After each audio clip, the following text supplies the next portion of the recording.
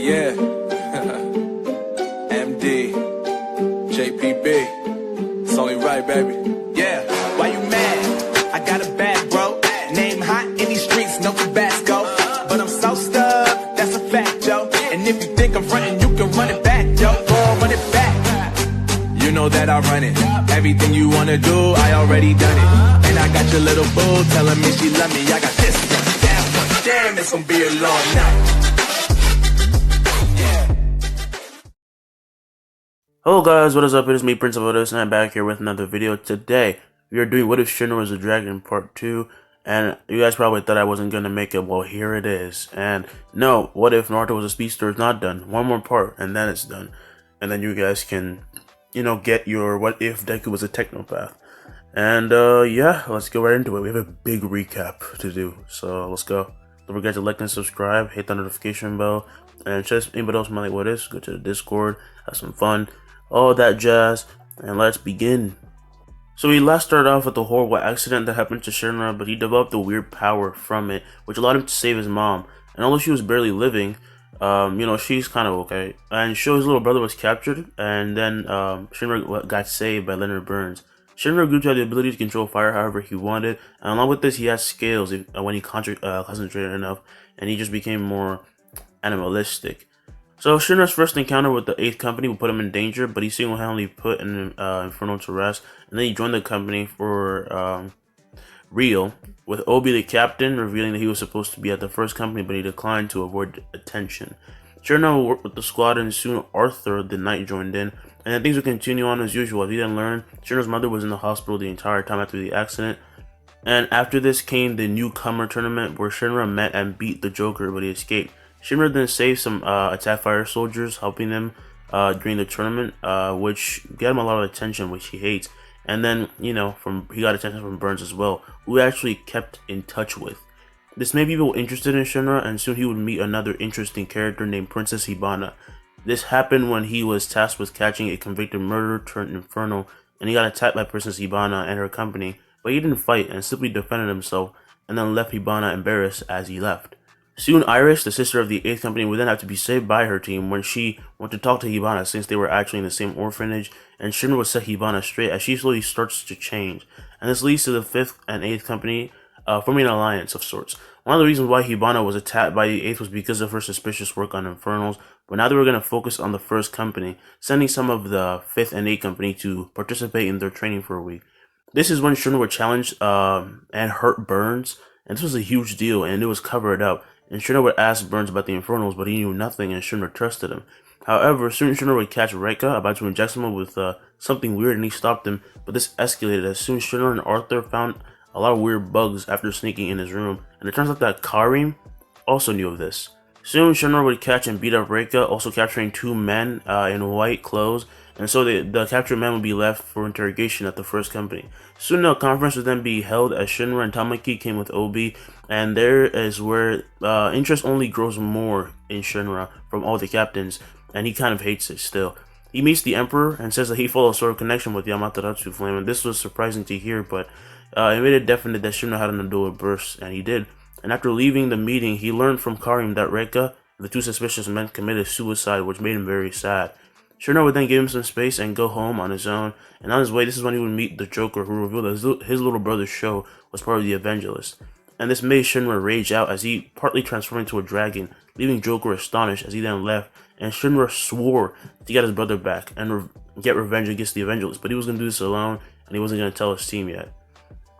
So, we then head to the territory of the 8th Company, seeing Benimaru carrying a bag full of presents and food given to him by the citizens. Yeah, this is too much, he would say, as he then keeps walking, and he'd be bombarded by people who keep saying and making him, keep saying things and making him feel uncomfortable, because Benimaru likes to be a loner. Benimaru then made it home, saying hi to the 2 little twins who were waiting for him. If you want, you can have some of Granny Daifuku's dumplings. I have a lot of them.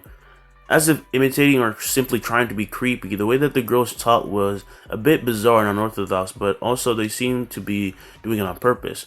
But they took the dumplings anyway and ate them. Benimaru's assistant and friend Conroe would then come in the room. Young master, the captain of the 8th Company has been contacting us. Sounds bothersome, ignore them. However, as he says this, a fire soldier comes in saying that the 8th Company was here, and in a moment of shock, Benimaru would then see the 8th Company burst in. What do you guys intend to do by coming over here? Obi would then say, we heard you hated paperwork and calls, so we decided to be more direct.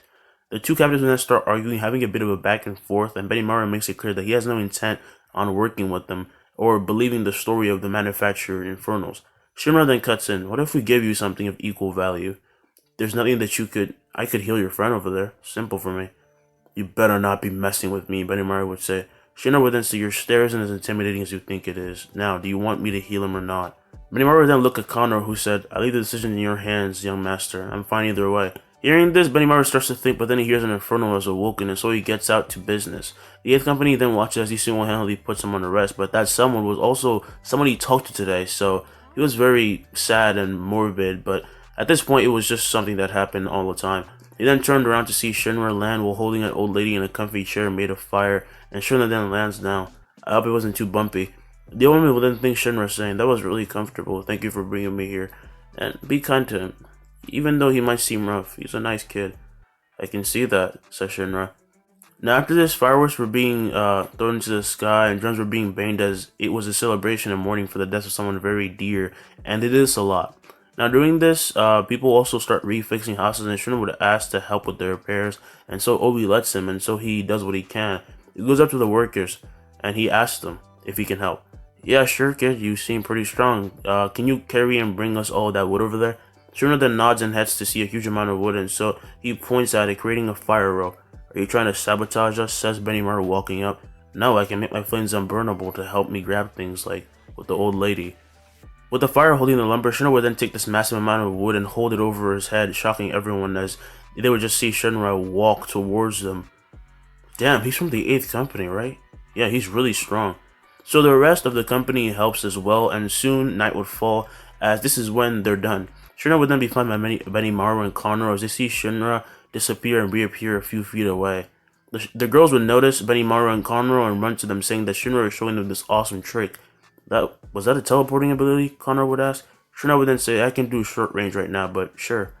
So, have you made your decision yet? If you hurt him in any way, I'll have your head. Have fun trying, Shinra would say, as he then approaches Connor with the two little girls laughing at Benimaru because he was trying to be intimidating, but Shinra could give less of a fuck. So Shinra then looks at Connor, seeing his condition, and he knew how to fix this. Hold on tight, this might shake you up a bit. He then touches Connor on the chest, and in an instant, fire overflowed into Connor, but it didn't hurt. He actually felt a little bit better than before, and slowly Shinra takes his hand off, making Connor fall to the ground, in pain actually. And seeing this, Benimaru would point his weapon to Shinra. What did you do? One of the twins would then say, wait, no, look at him, he's healing. Benimaru would then turn out to see Conroe's burn marks and exhaustion just go away. I did say it might shake him, I healed his organs, but they're still regrowing with fire, and it hurts, but you know, he's a tough guy. Soon Conroe would then stand out completely fine, and Shinra would add, by the way, I did put a bit of my essence in you, which sounds weird, and considering your dangerous ability, so if you ever use your ability, you can maintain your flames for way longer now. That's just sort of a side effect, not that it's a bad thing.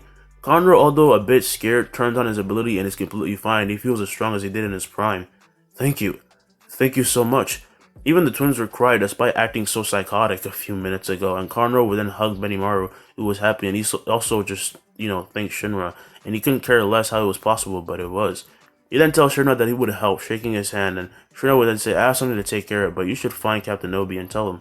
He then shoots into the air smiling, and as he does, Benimaru walks out to find Obi, and instead hears him talking about turning more people into infernals. In this moment of anger, Benimaru then attacks the group, who retaliate, and while he's in the air, Shinra would see a huge explosion. Hold on guys, I'll be there in a moment. Now with this trouble going on, we then see two men in white robes looking down at the fight between Benimaru and Obi. It's time for the next step. No, it's not, Shinra would say, as he then knocks out the two men just as they turn around. This is around the time when Conroe would see the fight and step in using his ignition ability. Young master, stop this. What is going on? Shinra would then lend, saying, I'll tell you what's going on. These idiots tricked you. He then drops down the suspicious people in white robes, and Benimaru gets stunted as he then looks around, seeing the damage that he caused for no reason at all. But I can't let you being an idiot pass just like that, Shinra would say, as he then appears right in front of Benimaru, slamming a punch in his face, which sends him flying. And then Shinra appears where he's going, grabbing his face and slamming it into the ground, causing a great explosion as sand rises and everyone can see it. Shinra then walks out of the dust cloud, holding a knocked out Benimaru over his shoulder, and he hands him to Conro. I hope you don't get mad. He did attack us first. As a leader, he can't always jump to conclusions, especially after what I just did for him. He then walks past Conro, who was ashamed that they treated such good people that way, and that Benimaru was being kind of impulsive, especially after what Shinra did. That shit's not easy. So, anyway, now they have the perpetrators, and Shinra walks to Obi, who says, monster strength as always, but hold back next time. Tamaki would then say, I can't believe you knocked him out. It took all of us and we still couldn't do it. I request a duel, says Arthur. Shinra then says, what? No! And then he starts chasing Shinra around with his sword, while Shinra just calls him a maniac. And so as the night follows, Benimaru would then wake up with Conro and the twins being next to him. That kid was pretty pissed, wasn't he? He did hurt Burn, so the fact that you're alive should make you pretty happy. Where are they right now? The twins would then say that they're interrogating the people involved with the Evangelists, and so we then go to the company having caged up the criminals with Shinra's fire, but, they're asking questions, and the men are just laughing, as they then say, it's starting. Shinra would then feel the presences of the Infernal making bugs this time, not just see them, as this is when multiple shots of fire, including one being hurled at them, arrive. Shinra would then look at the flame cancelling it out, but they all clearly see that there are way more, and Shinra has to be certain in a certain proximity to control fire. Shinra, go and take care of the flames in the sky, says I assume you can cancel them out, right? As many times as I need to. He then blasts into the air at hyperspeed, stopping all the attacks while he's trying to, although some buildings were destroyed and he's trying to, find the attacker. Now as he's flying, he sees an arrow being fired and cancels it out, landing on one of the rooftops, getting surrounded by two men in white cloaks. Seems like I'm quite famous. These men would then eat the bugs, transforming and growing horns, as it then reminds Shinra of the demon his mom transformed into. He then splits into two and then starts beating up the two demons, and at this point fires were already being made through the entire town, and Benimaru is working as a tag team with Conro for the first time in a while, and they will be saving people left and right and dealing with an issue which involves someone from the Evangelists making disguises to make people kill each other. But Benimaru inspires everyone to be more tactical and logical, and slowly but surely the trouble is being taken care of. Now as Benimaru is flying through the sky, he sees Shinra down below, going around and putting out the fires. Not bad. Still gonna get him back for that punch though. Now back to Shinra, he would already have beaten the demons and he was just flying over a house as he then stared at the fire rising from it, and he would then put it out when out of nowhere and another attack would come at him. Not this time. He then sees where the enemy is and crashes through the house, the rooftop he was on, while dropkicking by enhancing himself with fire. We then see Shinra as he is holding the woman who's been sending out those attacks, and the woman then smirks as the attack Shinra dodge is coming back. However, he then tanks the blow and it only burns his shirt, and then she sees his devilish face. Night night. He then uses Hibana's technique but focuses on it more, mostly on the enemy's head, making her lightheaded and she loses consciousness. Now after he does this, we then see the twins having found each other and now they're fighting at full strength. Meanwhile, a fully healed Kono will run through the town, feeling stronger than ever, as he actually one-shots a demon. A demon. And this shocks him as he then stops skating across the ground. What did you do to me, kid? Now at this point, Shinra would have just tied up the Evangelist that he knocked out, he used fire, but then he hears an explosion of fire and an attack is being aimed at Benimaru, who is flying a demon through the air. Instantly, Shinra blasts towards him and he sees Kono jumping up as well, but Kono can't make it as far, and Kono then sees Shinra, who says, you should do this, let me give you a hand. He then flies to Kono and grabs his hand, flinging him towards the attacker, and when he gets close enough, Kono destroys the attacker, and Benimaru and him, do a tag team thing, and they do a combo move, and they destroy the demon in one blow. Benimaru then makes them land on a rooftop. Meanwhile, the archer would see Shinra launching at him, and instantly he gets clocked as Shinra then throws him to the ground. But then Arthur comes up just as he was about to, and he says, stop keeping me out of the action. His plasma blade then grows in size, he then slashes at the Evangelist, and then he slams into a house behind Arthur just as he lands. He kind of craters, and Shinra then lands in front of Arthur saying, not bad. What do you mean not bad? I look way cooler than you. Well, guess what? I took out 3 of those demons easily. I took one down too, but it was only one. That's not the point. The two would then be arguing back and forth, and behind them would be Conro and Benimaru, who would have just landed down. And Benimaru would then ask, do you two ever stop talking? The two then get embarrassed, and Conro would laugh, and that's about it. Soon the next day would then come, and everyone would be taken care of, but some people were lost in an incident, and that sucks. The 8th company would then be brought by Conro to the front of Benimaru's home, and Obi would then say, is that Sake? What's the occasion? Kondo then pours a cup for Obi and Benimaru as Benimaru says, I owe you guys for Conroe and for the safety of my town and the capture of those terrorists. And this time they can't escape. Actually, the prisoner can't move at all. Maki would then say, Jesus, what? They're really dangerous. Obi and Benimaru would then give a toast, and agree to help each other. And Benimaru says that they can come over if they ever need help, especially Shinra, as he really is thankful for Conroe's recovery, and it's a big deal to everyone. Now, the twins also, say they're happy despite being a bit rude, because that's just, them being them. And Shinra would then say, just doing my... His eyes would then flare up and he sensed the show once again, but this time his presence gets too far and it was too faint. Hino would then ask Shinra if he's okay, and he says that he's fine, and soon the 8th company leaves and goes back to their home.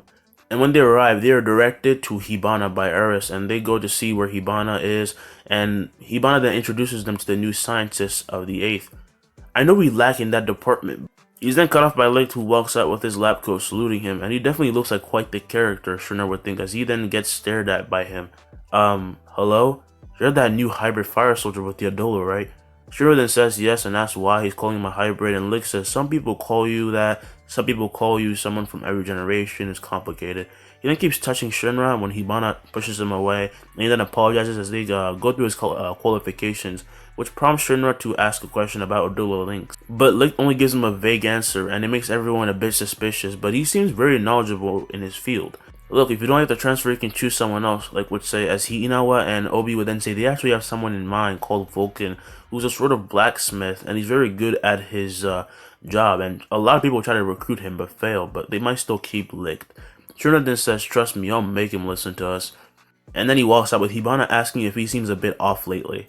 It does feel like he's hiding something, Obi would say, and then Link thinks that this is who Joker was talking about. The dragon thing's a bit excessive, but not completely wrong. By the way, Lick doesn't really believe that Shinra transformed into a sort of dragon hybrid. So the next day, Arthur, Iris, and Shinra will go to Vulcan's workshop, and when they arrive, they see that his workshop is a bit strange, and around there's just a bunch of garbage. But Shinra goes up to his door and knocks, but then a skull above the door would spit out fire, burning Shinra. But as Iris worries, Shinra will be completely unaffected, as he then says, oh, that was some good quality stuff. See, so weird, right? Arthur would then say to Iris as he then says, look, I am Sir Arthur Boyle. I demand you. A can would then be thrown at him, but he smacks it away, and now he's pretty mad. A kid would then arrive, and he seems like a student and recognizes Shinra from when he stopped that escaped convict, turned into an inferno, and, he was saved, but Shinra didn't really mind, hurt him. I don't know if it's a girl or a guy. He then tells Vulcan that he has what he asked for and drops down a bag that he was holding, and then Vulcan walks out with a weird mask on, hiding his identity a bit. Give me one reason why I shouldn't kick your ass right now. Iris and Shinra would then hold back Shinra, who was pretty pissed, and Iris would say, we're supposed to make him listen to us, not beat him up. Vulcan would then pick up the bag, lifting his mask up, as he then says he wouldn't listen to them anyway, and that they should leave. I don't get involved with you fire soldiers, get out now. He then slams the door shut and is clearly very mad, and so the kid says that he just doesn't like specifically fire soldiers, and he's not a bad person. And, he doesn't like the companies either, he just doesn't like any of them. He's really good at his job, I mean, just look around, the kid would say. He's named you, by the way. And when they took a closer look around, they actually realized that what is around them isn't garbage, it's a lot of automatons and great inventions, and it's actually kind of dope. The kid then says he doesn't mind sneaking them in, but as soon as they enter, a machine throws a can at them, and Arthur dodges, but Shinra gets punched in the face by the machine. However, the machine would then break to pieces, and this is when Lisa walks out. Are you sure you're human? No, he's not, Arthur would say, as Shinra then scowls, but he says nothing because he really can't disagree, kind of. The kid then introduces Lisa to the group, and her and him are kind of workers, they're apprentices, they're friends. And they would hear, then this is when they would hear clanging and smashing in the back, and they walk up to see Vulcan building something really amazing. However, after bullying it, he just kicks it to the curb, and Shinra would catch it. Can't you be more nice with your own work? Vulcan would then take off his mask. It's a defective product anyway. Wait, what are you doing here? You're not allowed in here. He then tries to calm him down, but Vulcan doesn't listen as he throws a can at him, and it misses though as it goes for Arthur, who tries to bat it back at him, but the fire extinguisher would then blow up in his face, making Shinra laugh. A knock would then be heard as Lissa says that person is back here again, and Vulcan puts on a shirt to go outside and meet the captain of the 3rd company, Dr. Giovanni. The two would then have a bit of a disagreement as Giovanni tries to recruit him, but he doesn't want any of his shit and calls him a traitor. Now with this, Giovanni leaves as the 8th company then comes out, and Vulcan asks what they're still doing here. That guy pisses me off. He acts like he can take anything as long as he says it's for the sake of the Empire, Shinra would say. I'm still not gonna help you, Vulcan would say. Come on, Arthur would yell, as he then kind of freaking slams his foot down in anger, hitting some weird animal robot whose head then kind of pops off. And Iris would keep pressing buttons and make the elephant hanging on the side of the hideout go flying. I know, describing it sounds weird. This then leads to Vulcan showing a hologram of a bunch of beautiful animals that are pretty much extinct now due to the Great Cataclysm. And it is simply beautiful. Apparently the Amaterasu flame can only give energy to humans, so I'm going to build another power source that will revive all of the beautiful extinct animals.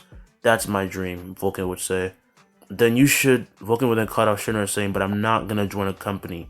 Ever. I don't need you bozos.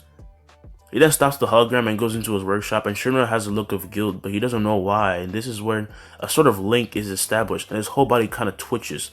Why do I feel so sad over that? It's not my fault everything is like this. It then happens again and his body twitches, and then he hears Giovanni's voice loud and clear. Hey guys, Vulcan's in danger. What? It's that creep, isn't it? We gotta tell him right now, Lisa would say, as everyone then runs inside to tell him, but Shinra waits outside just staring off with Arthur asking what was wrong. Something major is about to start, and I want to be right here when it happens. Arthur would then walk by over to his side, grabbing a rod, saying, well, don't get ahead of yourself, you're not alone. Ironically, as he says this, they would then see evangelists come out from every corner surrounding them, and there are a ton of them around. One man would then step out, pointing at Shinra, saying, come with us. Fuck off, says Shinra. He then appears in front of him, planting his foot in his face, and then he slams it down as he dashes forward, destroying and dispatching all the other attackers. Arthur then goes forward but gets grabbed by the man who Shinra slammed down to the ground, and he pushes him off as they start fighting.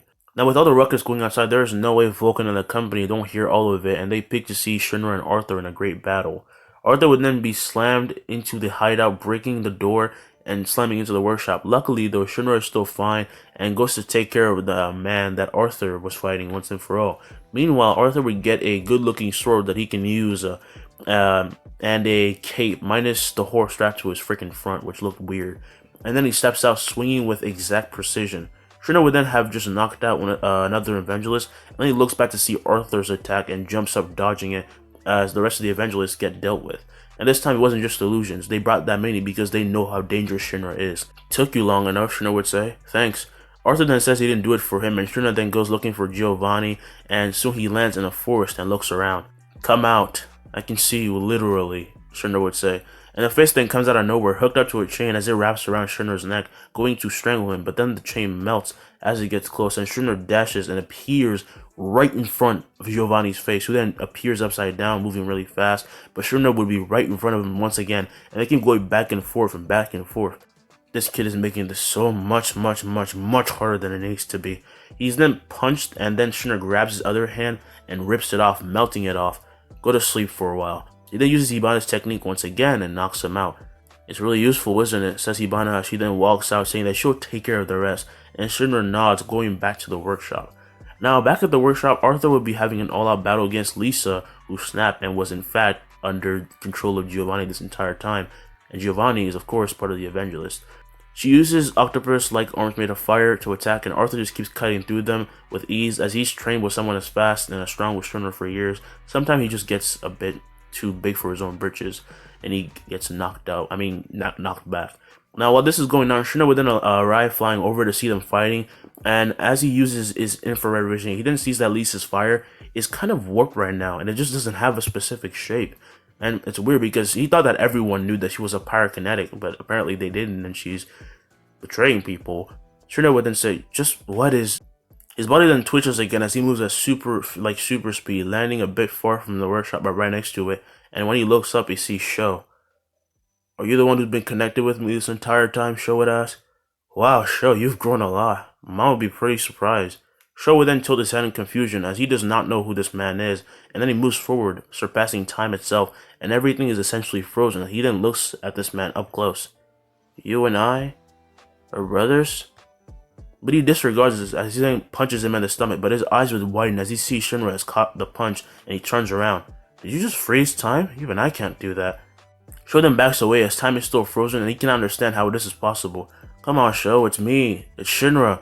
Mama's alive. She's getting better. Just come back to us. Let's be a family again. Time then resumes as Sho cannot handle this influx of emotion and he shouldn't be able to feel anything, and so out of nowhere, a tear falls out of his eyes. Who are you? I don't know you. What is this?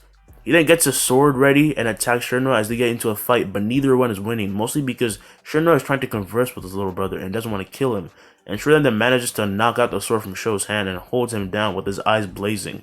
Snap out of it! Time then resumes as Sho kicks Shinra off, but then he lunges at him and they go back to hand combat, and at this time the Joker would arrive and he did not want to interfere and he did not need to. I guess being a monster just runs in their family. I am the preacher, nothing more, nothing less, and you're a pillar, so come with me.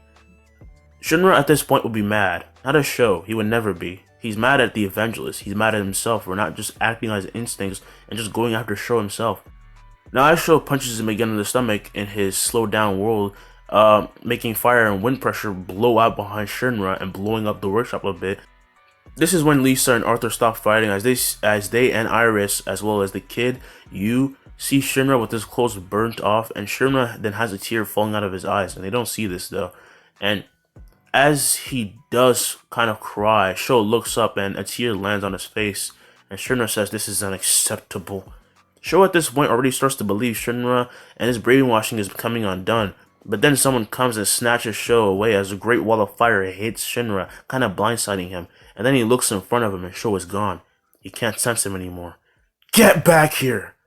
Shinra then goes to find Sho and moves at light speed as he then finds Sho being carried by a muscular man, and the man then looks back just as he gets his hand slammed down into the ground by Shinra's punch. He then walks past and over the man and sees Sho is on the ground, but he's out cold, and using his infrared vision, he sees that Sho's fire isn't just warped, it's as dark as a flame could get. Just like those bugs. What's happening to Sho, and will Shinra ever have his brother back? Find out in the upcoming parts. It's been me, Prince of What Ifs, and I hope you guys enjoyed the video. Goodbye.